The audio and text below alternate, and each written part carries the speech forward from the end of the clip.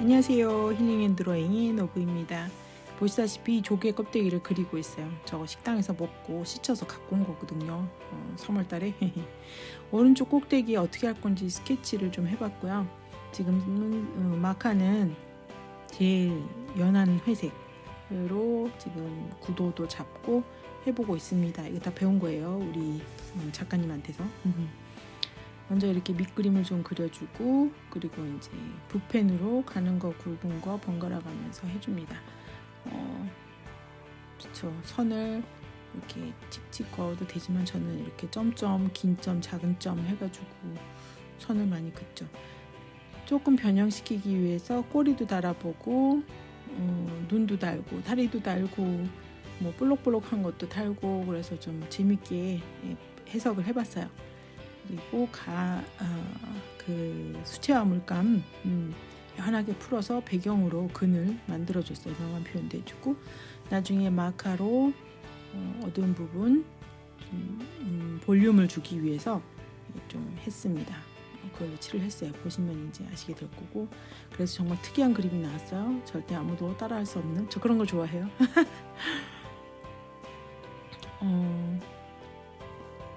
현실에서 실제는 조개 껍데기이지만 제 상상 속에 있는 뭔가 희한한 것에 접목을 시켜서 어디선가 봤던 E.T의 눈 같은 눈과, 그래도 귀엽게 보이고 있고 이제 징그럽고 무서운 건 싫으니까 동그랗게 했죠.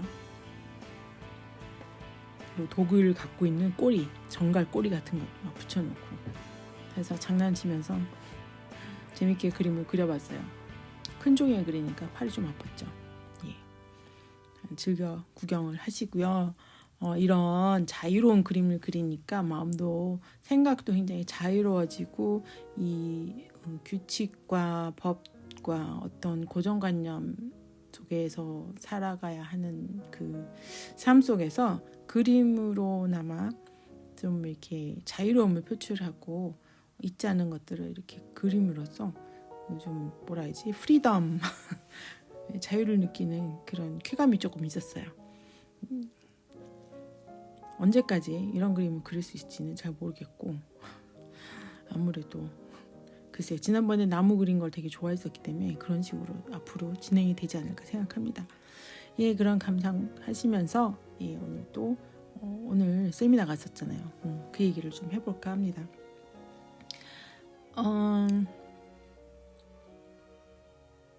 오늘 또 수업 들어보니까 여러분한테 다 말을 못하는 것들이 생겼어요. 왜냐면 들으면 거기서 또 트라우마가 생긴대요. 말 잘못하면. 그래서 제가 굉장히 조심해서 해야 돼서 다는 못할 것 같고, 몇 가지 이제 증상 같은 거에서 웃긴 것만 조금 얘기하면 웃긴 것도 있냐고요? 왜냐면 이 증상 다 얘기하면 다 난 것 같아 막. 절대 그렇지 않거든요. 증상이 다 보인다 해도 또 우리 이 바깥 양반이 아무래도 그런 것 같아. 그럴 수도 있고 아닐 수도 있고, 우리가 어떤 진단을 내릴 수는 없는 사람이니까요. 공부한 사람 자격증이 있는 게 아니잖아요. 의사가 아니니까 진단은 내릴 수 없습니다. 저도 그렇고. 네. 자, 증상 중에 대표적인 것들이 물론 우울증 이런 거는 아시잖아요. 우울증 있고, 감정이 무뎌집니다. 공감을 못해요. 그리고 가출을 하고 싶어지고, 죽고 싶어지고, 두려움이 생기고, 패닉 생기고, 그다음에 뭐라 그러지? 아그레시브, 뭐라 그러죠? 과격해지고, 폭력적으로 되고, 혹은 현실에서 도피하는 증상도 나타나고, 어떤 거에 대해서 굉장히 예민하게 반응을 하죠. 그냥 보통 예민한 게 아니고 굉장히. 그리고 굉장히 깜짝깜짝 놀래고, 잠을 잘 못 자고, 잠수를 타버린다거나, 아니면 옆에 있었고 같이 얘기를 해도 내 말이 안 들려 막. 아니면 뭐 알코올이나 이런 마약 같은 거 중독이 되기도 하고,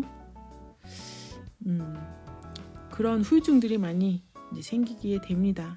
그런 게 이제 증상이고, 어떤 정말 아무것도 아닌 거에서 굉장히 예민하게 이렇게 반응하는 경우가 있어요. 정말 별거 아닌데 어떤 말 한마디 잘못했다가 엄청 크게 혼나는 경우도 있죠. 왜 내가 뭔 말 했는데, 왜냐면 그 사람은 그거에 대한 트라우마가 있어서 그런 거죠.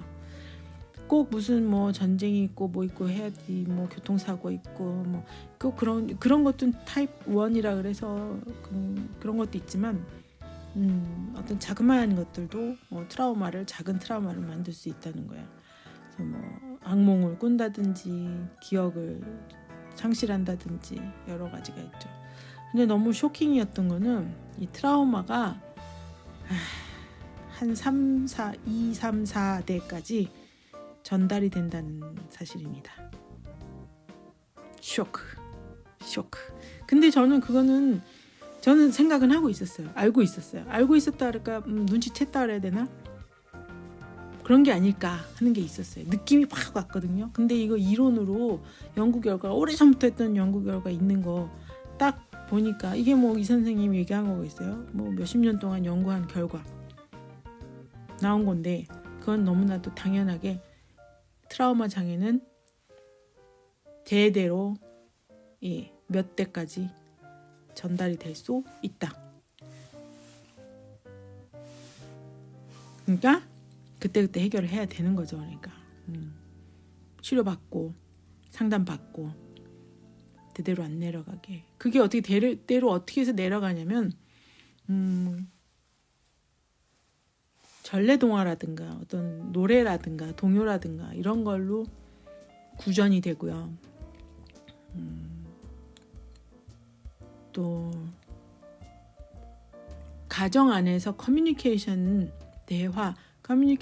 그 방법에 의해서 전달이 됩니다.